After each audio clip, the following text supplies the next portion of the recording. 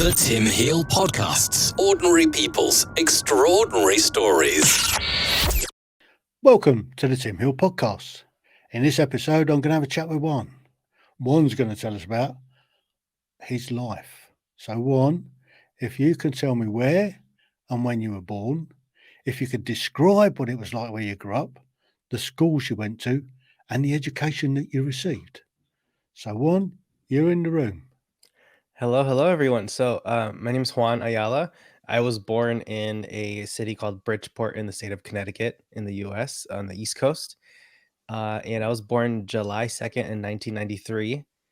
And so I'm a Cancer for those astrology folks who who pay attention to all those signs. I have no idea what any of it means, but I'm a Cancer for what it's worth.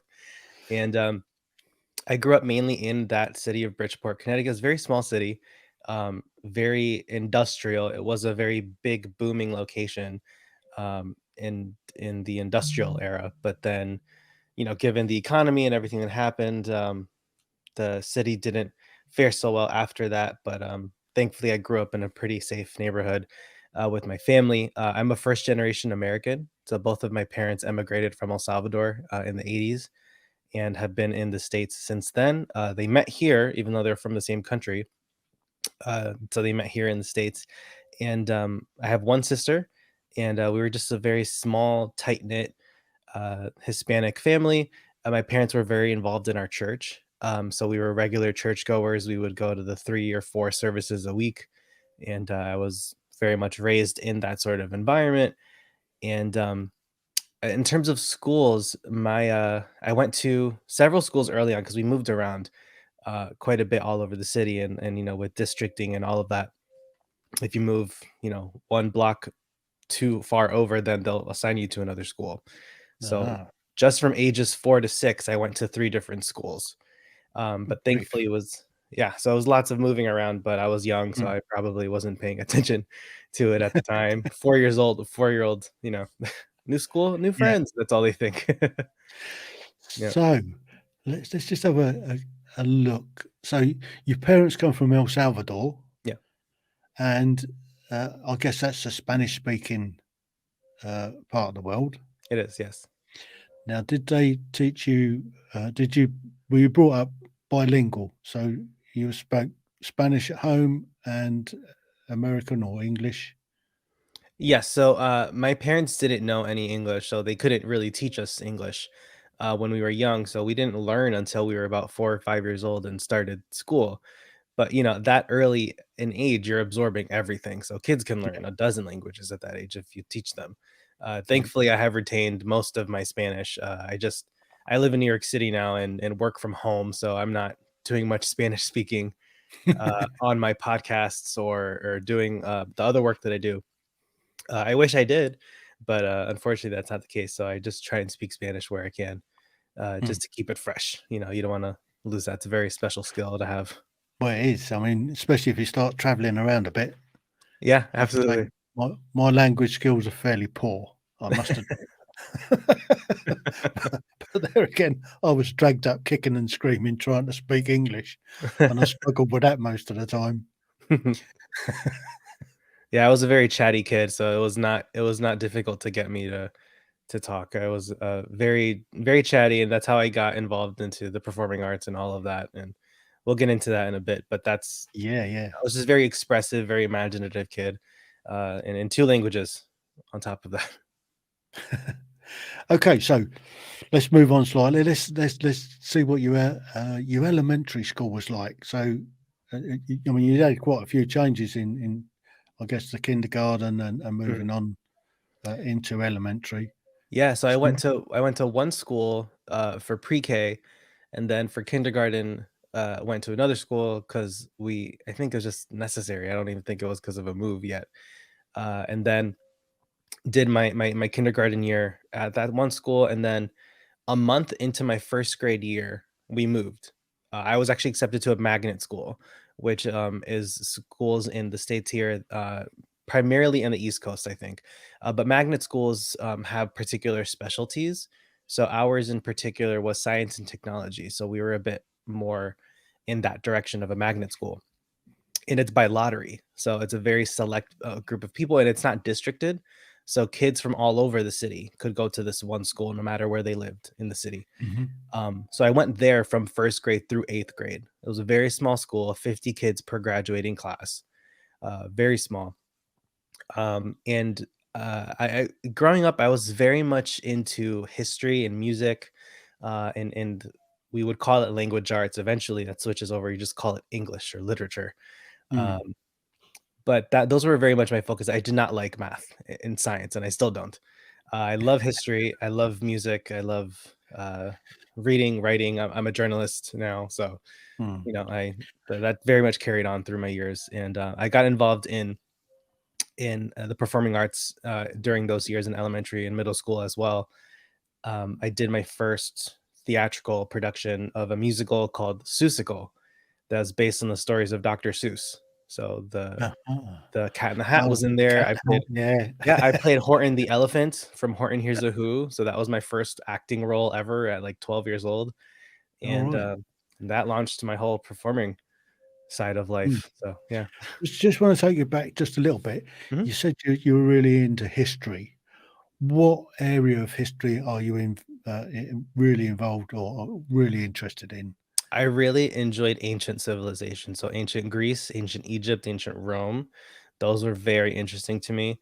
Again, growing up in a religious household, ancient Egypt is the whole Yeah. first 30% of the Bible.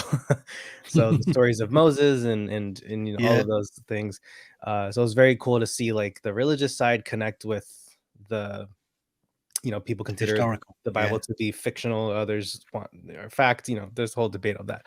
But it was just very cool to see them sort of intersect that way, and like all these cool stories of people that might have lived, and then just the general history of that era. Yeah. Yeah. So what about sort of more recent history, sort of the First, Second World Wars, Yeah, so the American history? I mean, because I guess that doesn't go back too far. yeah, we're a Unlike baby British country history. compared to most of Yeah. Europe. We're toddlers. You guys have got Mm. another 8 centuries on us. Um So I wasn't always a huge fan of American history, especially now, I'm almost 30, and learning how much erasure or severe editing there is in American history textbooks. So I'm not a huge fan of it. You know, it's like an interesting perspective. It's like when you play telephone, by the time it gets to the fifth person, it's like that's not what the Yeah, first person said, but you get the gist of it. Uh, absolutely. but yeah, I was very interested in like the early American history, but even then, our treatment of the Native American population in this country hasn't been particularly pleasant either. So I try No. not to get too much into American history, but again, being Hispanic, ancient Mayan and Aztec and Incan civilizations, that's fascinating to me, and it's I wish there was more information out there Have you because managed to travel to those areas? I have only been to El Salvador, and that was a very long time ago. I think I was like 4 or 5 years old Mm. when I went, but I do want to go back. I do want to, see parts of Mexico and the rest of Central America where my ancestors presumably came from. Yeah. I have a DNA kit that's hopefully I'll find out where my lineage uh, Oh, comes that's from. interesting. I've done that. Yeah, it's, It in April is amazing what come World out of it. DNA Day, so I very Yeah, much want to do a sort of to celebrate that, but mm, we'll find out. yeah. So I did mine, and what surprised me is that I'm 51% English, Mm, 38% Scottish. Um, I've got 9% Swedish, 1% or 5% Irish, 1% Norwegian, mm. um, and I can't work out where the Scottish has come from. I was gonna ask, was any of that surprising for you? Was any of that like, "Oh, what?" Really, I always knew that I had some Viking in me, Mhm. um, but the Scottish, I mean, Like, wow. mind you, there are occasions that I put a skirt on and it's fun. particularly on burns. So we Uh, have a burn up, and I've got a kilt and all the regalia. I quite like dressing up. Anyway, it's not about me; it's about you. So elementary school, 1 to 8. So this small school then, how many in the class? So 50 graduated. Did you have a class of 50 or It was were you two spread out classes of 25. 2 25? Yeah, So I mean, you got a fairly good run at it then. If a class of 25, yeah. the teacher's got time to work with you, Mhm, and so you're like a little sponge back then. So what? So you can speak Spanish and you were learning English. mhm. So as you went through school, um, was there anything that really stood out for you in elementary school?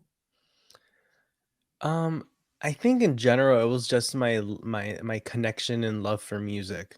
The church that we went to, my parents are Pentecostal Christian, and they're a very lively bunch of people. Mhm. They're not sort of the quiet hymn. It's like, nope, loud, boisterous music, and it was a Spanish church as well. So it's this really energetic music with a Latin beat under it, and just very, very energetic and all of Mm. that. So church was never boring to me. If anything, the sermons were boring.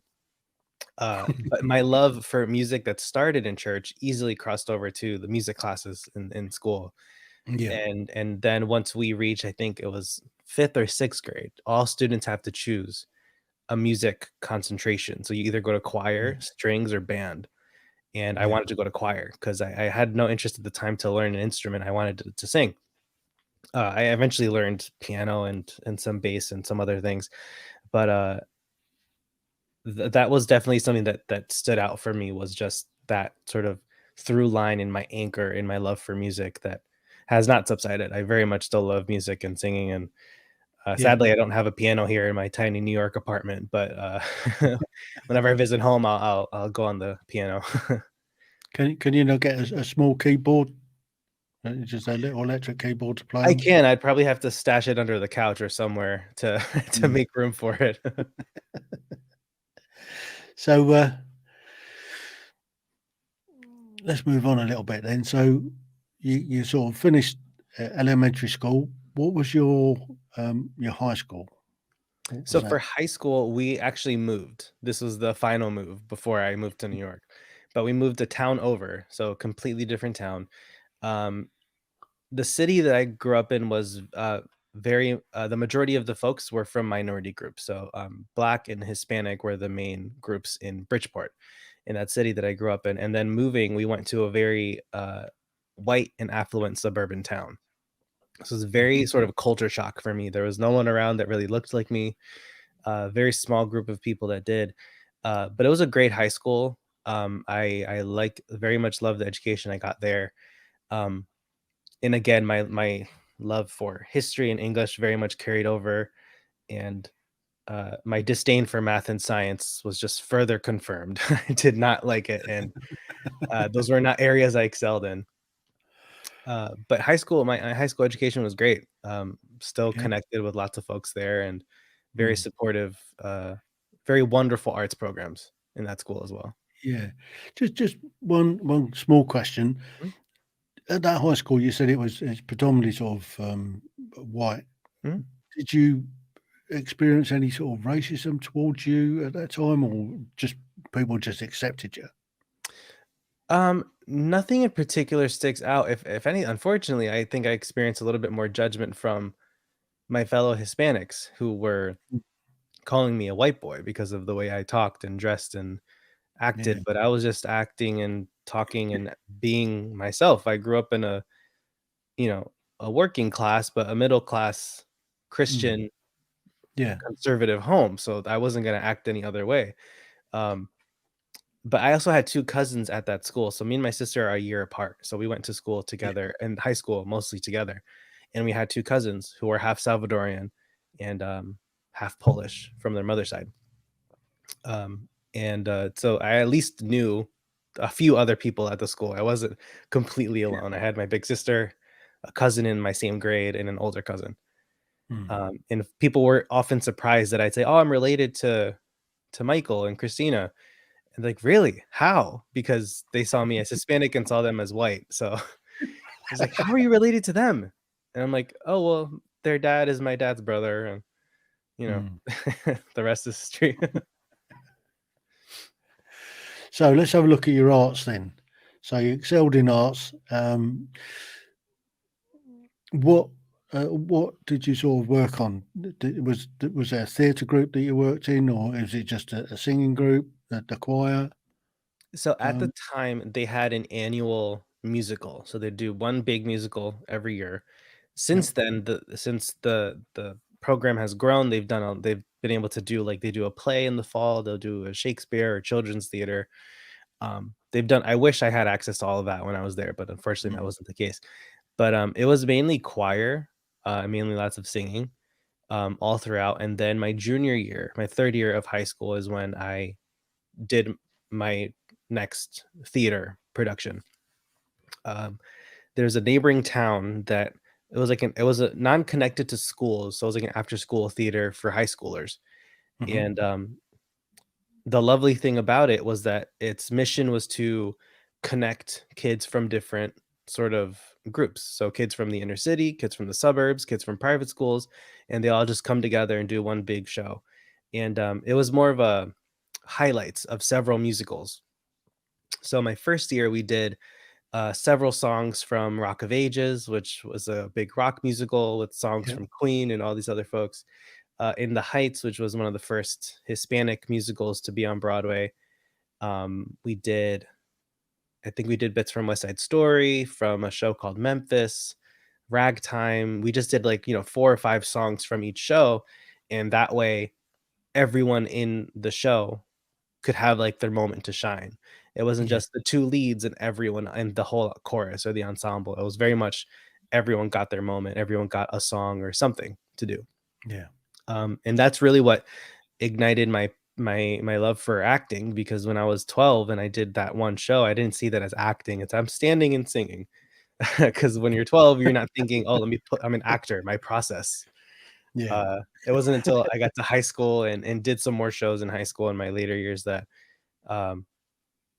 that acting in general, not just singing, really piqued my interest. Yeah. So that's and you also had one play a year in your high school. So did you get a lead role, or were you in the choir, or So in what high was your school, role? every year I was always very curious to do the show, but my freshman year especially, I was very new. And I didn't know anyone, so I was a little too scared to do the show. My freshman year, I think that's when they did 42nd Street, and I was a little too scared to do the show that year. And then my sophomore year, same thing. I was a little too scared. That year they did, but that year I had become more involved in the choir class. So my freshman year, I did freshman choir. And then for sophomore, juniors, and seniors, they had one big choir called the concert choir. So I did concert choir all throughout high school. And then I also was in the chamber singers, which is a smaller group. I think like 5 or 6 to a part. So a very select group of 20 students, and you had to audition for it. And it was considered an honors class. So you got a bit more of a credit. And I did that my last 2 years of high school. But it was only my senior year that I did the big show. We did Fiddler on the Roof. Oh, right. And I played Fierka, who was the Russian soldier who falls in love with one of the daughters. And the father like forbids it because they're Jewish and he's a tsarist and not having it. And it was a very fun role. It was a very fun show, and we got nominated for a few awards at the Connecticut High School Theater Awards. That was very cool. And actually, our lead actor won Best Actor in a musical. All right. Our Topol. yeah, Artevia, yeah. And he was phenomenal. He was a wonderful actor. Yeah, I know the play. I know the musical. So just a quick question there.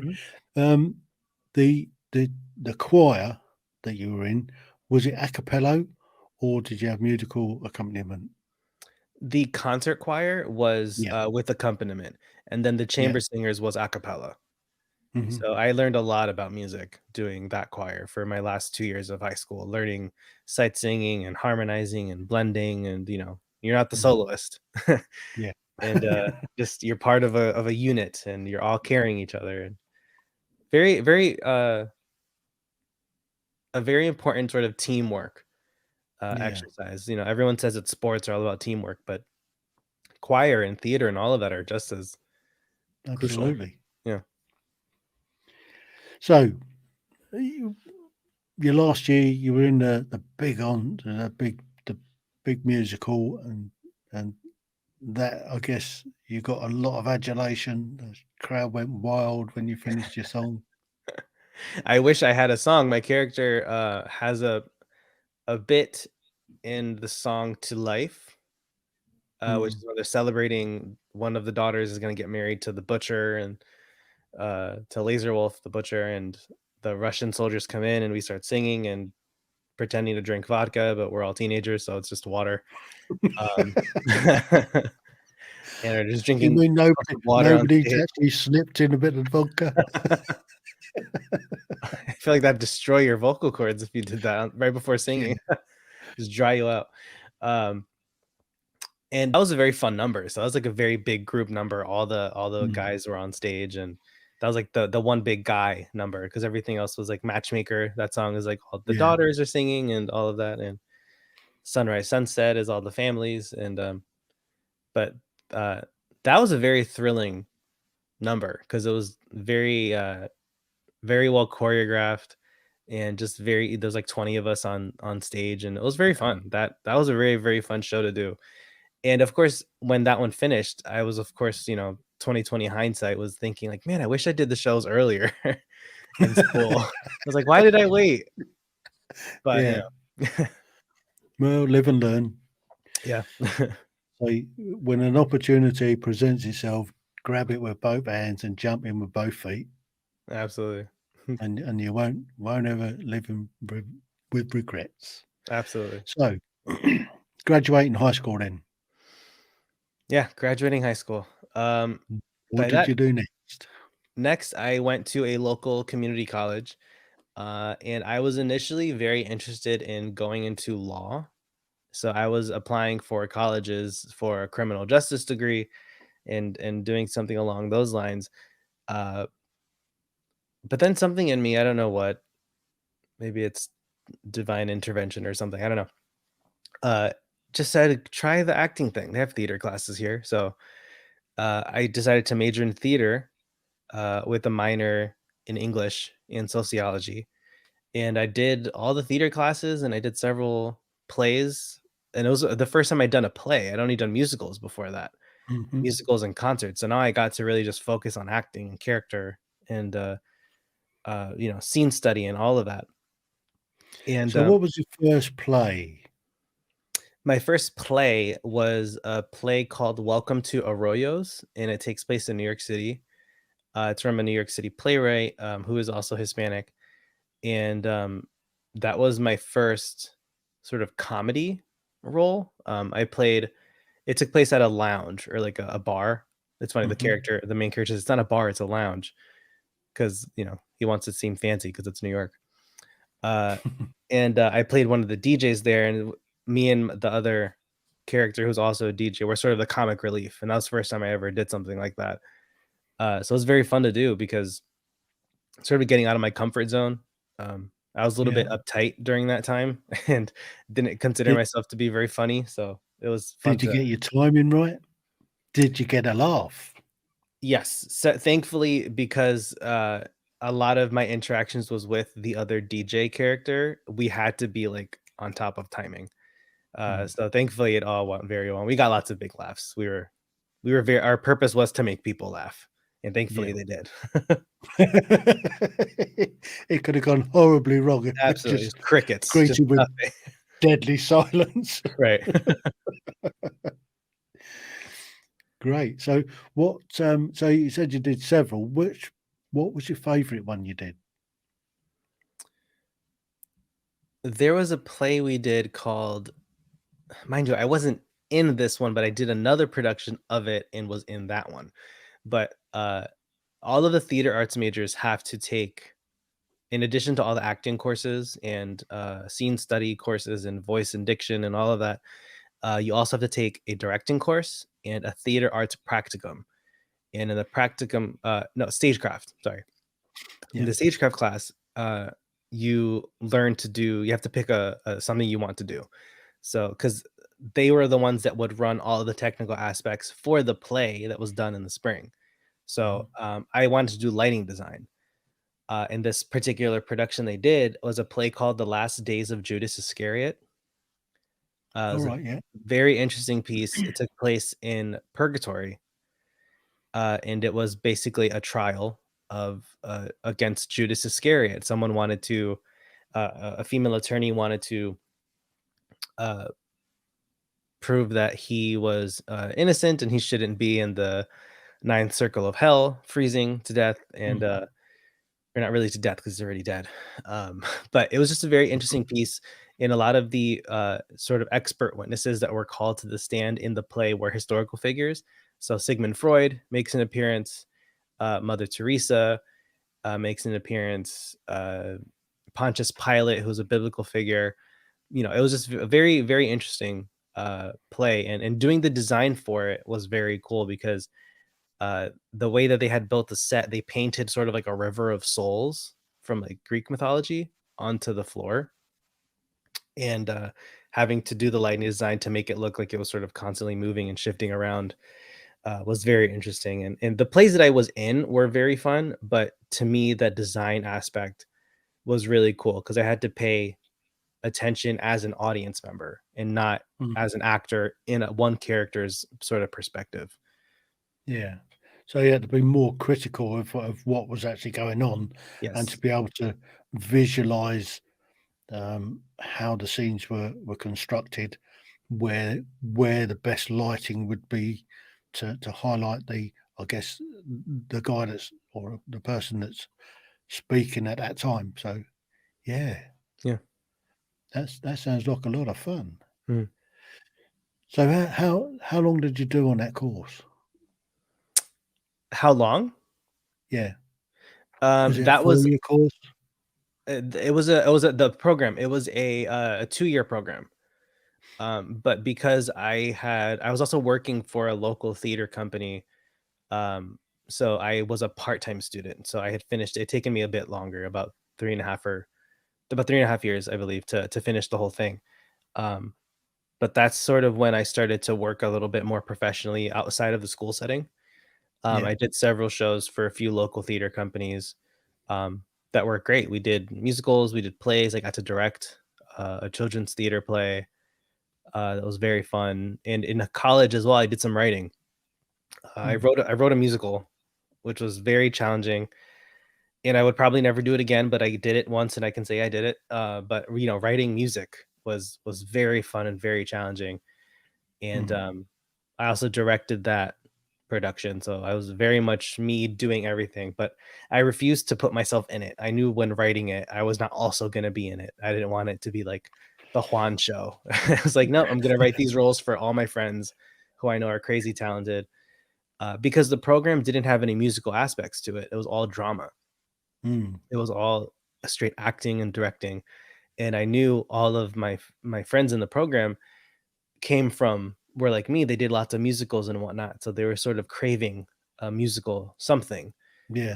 So I asked my professor, I'm like, "Can we produce my musical here?" And he said, "Yeah, absolutely." So I got to produce it, and we put it on, and we ran for 2 weekends, and it was a very, very fun experience getting to sort of fully create something from the ground up. Yeah. Brilliant. So you finally managed to graduate then after some considerable time Yeah. because you was working your way through it. So was that, so when, I guess when you came out of it, you managed to clear your debt off? So Or was it thankfully, just, community colleges are very affordable. yeah, That's the beauty of them. So they're usually government funded. So it's very affordable. It's a couple thousand a year, as opposed to, so I graduated debt free.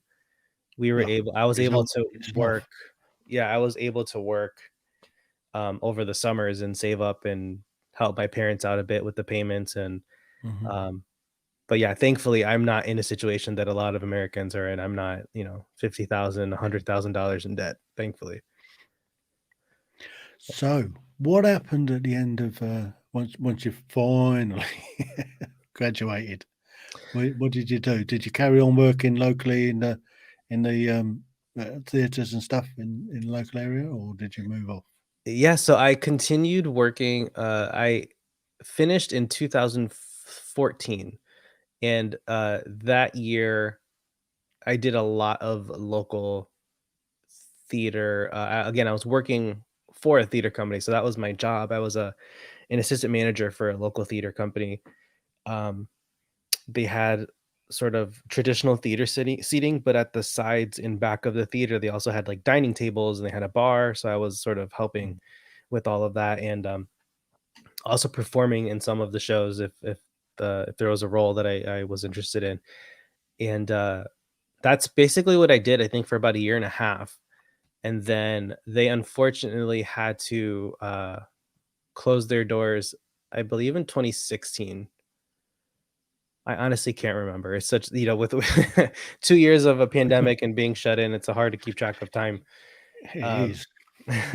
but I did stay local for several years, and it wasn't until 2019 that I moved to New York City. But a year prior to that move, um, or a few years prior to that move, I had started working as an extra, as a background performer in several TV shows and in films, because Connecticut is like an hour and a half train ride from New York City, so it's very close. Yeah.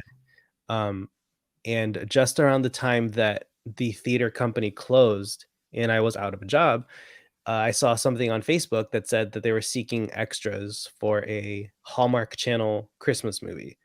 And the Hallmark Channel produces like 50 movies a year. Every week they've got a new movie, if not several a week, especially their big Christmas movies. So I applied to do that, and I met a whole bunch of other actors doing that. And I worked on that for about a week. And that was a very fun project. I was not expecting to get involved in film or television at all. I assumed that if you wanted to do that, you had to go to Los Angeles, and that New York was for theater, and New York was all they did. But that was completely untrue. There's a lot of film and television work here. Um, and eventually, I started working as an extra, and uh, after years of working in that area, got my first agent, and booked a role on a show that's no longer on the air, but it ran for about 5 seasons, called Blind Spot. It was an FBI sort of thriller on NBC, and I worked on that show. I did 4 episodes total as one of their lab techs. So that was like my first speaking role in television, and that was a lot of fun. I got to work on that show, as I said, for 4 episodes, and including the series finale. So it was like a planned conclusion. It wasn't like it was canceled. So it was nice that they got to finish up the story. And after that, I got my first manager, and I booked another role on a show last year. And thankfully, since then, have been auditioning very consistently for Broadway, for film and television, and for a number of really cool projects. I'm very fortunate that I get to still pursue the career that I want while working consistently in my day job as a journalist and as a podcaster as well. So let's look at your day job. So you're a journalist. How did you get into journalism? So for the one theater company I mentioned, when I was in a production there, one of our producers was the editor-in-chief of an outlet called Media Village, and he knew that I was a writer and had written in college and all of that, and also knew I was Hispanic. And he said, well, we're looking for a Hispanic journalist to cover the Spanish language networks here in the States. There's 2 major networks that are Spanish language, and I grew up watching those, so I was very familiar with all of their work. And he said, if there's a new show that comes out, would you be interested in writing a review, 800 words and send it over, and we'll see what it's like. If we'll publish it if we decide to publish it. And I've been writing for them now for 5 years. So I've been a freelance journalist with Media Village for 5 years, since 2017. And last year, so about 2 years ago, I started my own podcast where I interview actors, called Actors with Issues. And about a year into doing that show, my editor, who's the one that got me the job, he said, would you be interested in doing something like this for us, where you get to interview actors from television, but slightly higher profile people, because they were an outlet versus me doing an independent show. And it's been about a year of doing that show. So it's been 2 years of one podcast and a year of this other one called Multicultural TV. And it's been a lot of fun. It's been very, very fortunate that these opportunities have come my way, that in things I'm interested in, because I've always been interested in writing and English and all that's that. the main thing. So what's let's have a look at your podcast then, because let's just have a look at your journalism bit. So you're watching these Spanish channels, Mhm. and you're doing a review in it in English. Yes. So Confirm. so Media Village, the outlet that I write for, it's a bit of a mix of our audience. So our audience isn't just the regular consumer, but it's also advertising companies and marketing agencies that are looking for ways to implement their brands into different parts of television, not just traditional, CBS, NBC, the regular networks that everyone watches in the States, but also streaming platforms, digital networks, other language networks, because Hispanic people also go to McDonald's. So if they see a McDonald's commercial, Yeah. they're gonna go get the new sandwich, or they'll go buy sneakers or see this movie, whether it's in English or not. We can understand imagery. The plot to the dialogue in a lot of action films isn't really important. It's more the action that What the everyone's action going is, there for. yeah. Right. And you can piece together who's the good guy, who's the bad guy. So advertising is important regardless of what language you speak. So I started doing mainly writing about like Spanish telenovelas and Spanish dramas. But as I continued to do that, I had asked my editor, I'm like, is there other work? Is there something English language I can cover? Because I would watch all these shows myself Mm. on my own time, and I would love to write a review for this. It's, a great story, great representation for this community, for any community really. And eventually I got involved. I got to expand beyond just the Spanish language Yeah. programming, which was great because that's mainly what I do now, is Mm. not just Spanish language, but sort of a bit of everything, which is Yeah. nice. Grand. So let's explore this a little bit more. So what's the current thing you're working on? Because I guess the last 2 years where we've been locked down, they haven't been producing programs as such. So you're going back over old stuff that they're regurgitating to over the last 2 years, or is it or has there been some new stuff that's been produced while we've So been in lockdown? for the first 4 to 6 months of the pandemic, there was nothing being filmed because there was not great testing at the time. There were no vaccines yet. And the actors union, SAG-AFTRA, did not have a plan in place yet Mm. for things like testing, because it just wasn't widely available yet. So there was no safety plan in place. So they just weren't producing anything new. So what they did a lot, they would the American networks would buy shows from overseas. They would buy shows from the UK, from Canada, from South Africa, from Australia, and they would buy those shows a whole season and put it Mm. on. Instead of just rerunning the same shows that they had, they would just buy these new shows and gave it a whole new audience. Yeah. And or some shows were filmed during COVID. There was a few shows that they gave, they would send the cameras to the actors and they'd film in their home, Mm. and they would just kind of piece it all together. And there was a few good attempts at that. Not Didn't always work. So do you get a pre-showing of these programs then before they get aired, so you can write a review on it for the channel? Yes, usually. That's ideal because otherwise you're playing catch up. Yeah, Because a lot of times the reviewers, the journalists who get access to those screeners, they will lift the embargo for those reviews. So they'll say like, please hold your review until this day and time, 2 days before the show comes out, so that folks can get, yeah. um, An idea what they're gonna watch. right, Yeah. to build some buzz, to get some Mm. word of mouth going around. And when you don't get access to the screeners, it's a little frustrating because then you're playing catch up. Like I said, if the show has a huge premiere, your review is going to be lost in the sea of reviews.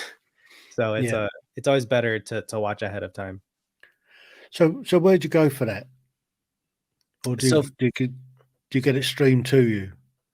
so usually they have like special websites set up, like password protected, and you have to request access. They have to approve your access and your credentials, and you have to Mm. send samples of your work so they know you're not just a fan trying to get a sneak peek and you've actually are a published writer.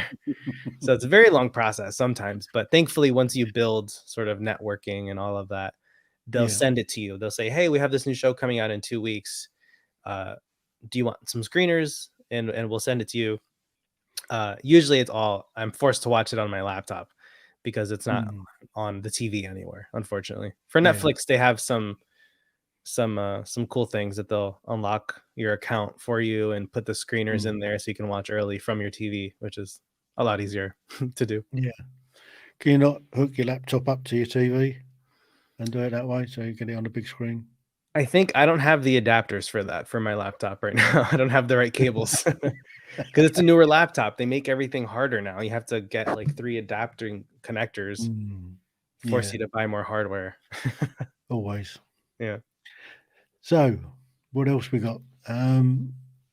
So that's that part of it. Was there something else I can ask you there? Was it about the podcast? Let's have a look at your podcast. That's what I was Yes. going to ask. So So, you started your own podcast. mhm. What's your basic format that you use?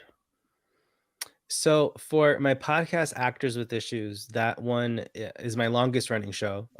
Just under 2 years, I believe. We Mhm. started in May of 2020, and it's almost April. We're actually a month away from our 100th episode, which I'm Oh, very right. excited about. So, finally hitting that triple digit milestone. Uh, but yeah, I think so for that podcast, it's sort of doing a mini deep dive into the guests' careers. Yeah. And these are actors from TV, from film, from Broadway, from across entertainment. They've worked in a number of fields. And I'll do my research. I'll go on IMDb and look at the shows that they've worked on, or if they have a website, I'll read about their background and just sort of formulate my questions that way. But it's very casual conversation. We always start with a rapid fire game. So I'll put 60 seconds on the clock and just ask very quick questions, just to sort of get everyone energized and excited. And then we go back and talk about their early years, how they got involved as an actor, where all of that started for them, and some of their earlier roles, their training, and the show's called Actors with Issues. So I also Mm. ask every guest to bring a topic of an obstacle that they've overcome that our audience of young artists and actors can learn from, because there's lots of challenges. It's Yeah. in access to training, it's a lack of diversity, it's a you know took them 10 years to get their first agent or manager. um Talking about social media and how young actors have to be on every platform now, and on TikTok and all these other platforms. Mm. And there's a number of things, and mental health has been a huge one. um but yeah, Is mental that health just has been a very big one. Folks talked about, especially during the pandemic, yeah, dealing with depression or anxiety, and you know where they're not out earning, they can't get a role anywhere because there's no shows running, there's no TV that's being filmed, there's no films being filmed. It's yeah. Yeah. That can have Thankfully, in the no last money coming in. So I guess that right. that can have a big effect on people. Yeah, absolutely. And thankfully, since they developed the vaccines, work has returned to normal slightly. Yeah. You do still have to, if you book a role, even if it's a 1 day, 1 line role, you still have to get several COVID tests and test negative to avoid spreading it to Mm. anyone. Everyone has to be vaccinated in order to work. It's a union rule, so there's no way around that. And thankfully for theater, Broadway reopened about 6 months ago. Mm. Finally, Broadway was shut down for about a year and a half, and finally got to reopen. And I've seen a few shows since then, and just you can feel the energy buzzing in the room. People are so excited and happy to be back watching live entertainment after so long. Um, and yeah, it's been a very very tricky time because also they're keeping shows smaller. The Yeah. networks are telling the writers and the producers, like, no big protests, no big concert scenes, no big event scenes, keep it small, because otherwise you're going to risk having, a crew of Mm. 100 people and 200 extras. You've got Yeah. hundreds of people in a small space, and it's a lot to account for. And an outbreak is Yeah. bound to happen if you have those giant scenes. So you may notice that the most recent season or series of a show looks a little different. It's a bit Mm. empty on Yeah. set. So you've almost hit the ton with them over the last 2 years. Yeah. That's pretty good going. That's popping one out, probably one a week. Yeah, it's been weekly. There in back in December, and we actually hit it, I think, a month and a half sooner because thankfully I've been working with some great publicists who have been sending me guests Mm. regularly, because the show is a bit more established now, and it's Yeah. been going for 2 years. uh I have a pretty decent viewership or listenership, so I'm able to book some slightly higher profile guests, and because they're tied to the premiere of something, it's a bit more Yeah. time sensitive. So for the last month or so, or about 2 months, we've had to do 2 episodes a week because it's like, oh, the show airs on Monday and this episode comes out Thursday, or Yeah. 3 actors have a show coming out the same day. So it's like, okay, we'll book it back to back. It's been crazy. It's been very, Yeah. very hectic, but it's very lucky to, get to have these Yeah. conversations with people. Yeah. I'm kind of in that position. I'm backed up till about June at the moment. Yeah. That's 2 a week up to June, so Yeah. which is great. And so the channel's growing, and I am having an absolute ball Mhm. interviewing people. I just love hearing people's stories. Yeah. So Yeah, it's fascinating getting to, no two paths are alike. So hearing people's absolutely, backgrounds it's fascinating. and it's all about leaving a legacy for me. I'm not Yeah. interested in making money out of it. I'm doing it for the love of it, and for people to leave a legacy. So in the future, people can look back at these and think, "Wow, that's what they were doing in that time in history." Yeah. So, and that's why I do it. Yeah. But I'm having great fun with it. So that's kind of bringing us up to date. So, what about your other podcast, the one that they've asked you to do, and they're feeding you high profile actors to do? Yeah. So Um, that one, we are, I think, a few weeks away from being from doing that one for a full year. And we're about 2 months away from our 50th episode. So that one also has been weekly. So I've mm, had like 2 weekly shows. Some weeks I've got 3 episodes coming out on 2 different podcasts, and lots of editing. I do all the editing myself. I don't trust anyone else to do it for me. yeah. And is it all audio editing, or do you do video as well? We have been doing video since this year. So previously it was all audio because I just didn't have the time. I was working a full-time job elsewhere while Yeah. also writing and podcasting. I just had to quit that other job because it was just way too exhausting. to do it all. I had to prioritize just my mental health to be able to do what I really want to do and not do another job for pure necessity. So that other podcast, it's called Multicultural TV Talk. My column on the website is Multicultural TV. So just added talk to be the podcast. Yeah. And it's very similar. It's interviews with actors, writers, producers from different TV shows and films. But the conversations are geared mainly toward talking about diversity, representation, inclusion, storytelling, and things like that. It's less about the actor's career and more about the project that they're doing now and promoting, and the impact that it's having on their community, whether they're Black, Hispanic, Asian American, if they're in the LGBTQ plus community, just shining a light on people who are usually underrepresented. Because the star of the show is doing interviews with Entertainment Weekly and Variety and the Hollywood Reporter, and the supporting cast, they're not getting these interviews. So I'm happy to talk with them and give them a platform, because a lot of times for those supporting actors, that's their first big gig. It's the first regular role they've had on the show, so they're very grateful and very happy to talk about it. They're just not often given the chance, so I'm happy to be that person for them. So you mentioned every diverse what's the name, apart from your white straight males. I think I've had one white straight male in my show in 1 year. The actors with issues, it's just being racist, that is. Well, the show's called Multicultural. If I'm talking to a white straight male, there's nothing multicultural about them. Actually, there probably is nowadays. Yeah, you never know. Because we're a culture as well, Absolutely. But again, you guys are talking with Variety and the Hollywood Reporter, and you're the leads of all the shows. Perhaps not.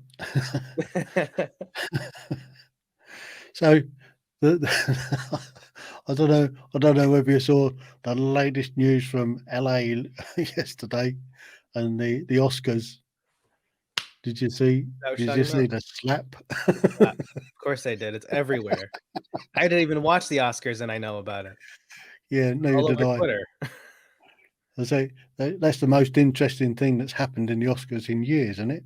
Yeah, pretty much. Not since they announced the wrong winner for La La Land. That's the last big debacle they had. Do you remember that? Yeah, that was called the wrong movie. God. Yeah, you couldn't make that stuff up, could you? You think it's like an SNL sketch, like it's just the Oscars gone wrong. Someone gets slapped on stage. Like, no, this was real. This actually happened. Yeah. Oh, gosh. I don't know. It looked like a comedy slap to me.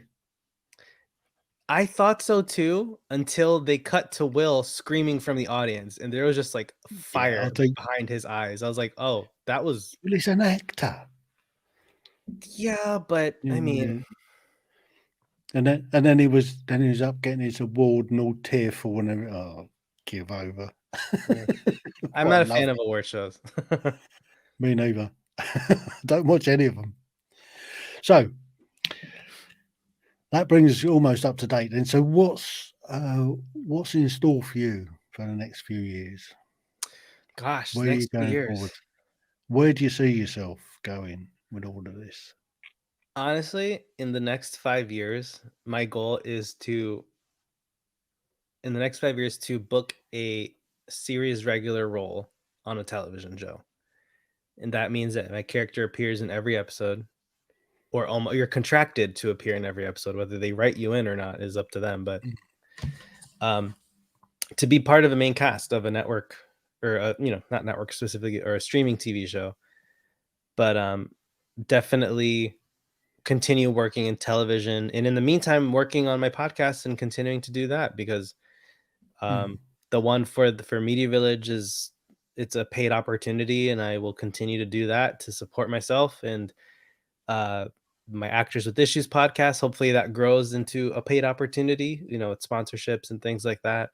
Of course, you have to have fantastic numbers to get a sponsor, but that's not why I started it. I started that show to talk with my fellow actors in a time that we had nothing but time in our hands, and see how they were handling the pandemic and what advice they wanted to share. And I want to continue doing that, whether it's a high profile person or not, just sharing their stories and their experiences and the advice they have for other young artists, and just keep doing what I'm doing. Happy days. Yeah. There's a title for us for a program, isn't there? Perhaps you could be Chachi in a rerun or remake. Just a thought. Yeah, they're rebooting everything these days. It's Yeah, that's because they can't come up with anything original. Yeah. To be fair, though, the original stuff doesn't do well. There'll be an occasional original show, and no one watches it. So they figure, okay, well, we just wasted millions of dollars. So they just reboot something and hope that works. And sometimes it does work. That's the problem. Well, I guess they rerun just about everything 200 or 300 times, and people seen it to death. Right. Anyway, Juan, that's been a fantastic chat.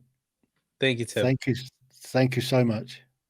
Thank you for having me on your show, and for listening, and for letting me share my story. Very appreciate it. Absolutely. So how can people get to your show? What's the easiest way of getting your show on? So if you just go on YouTube and you type in Actors with Issues, we have our YouTube channel. On Instagram, it's also Actors with Issues.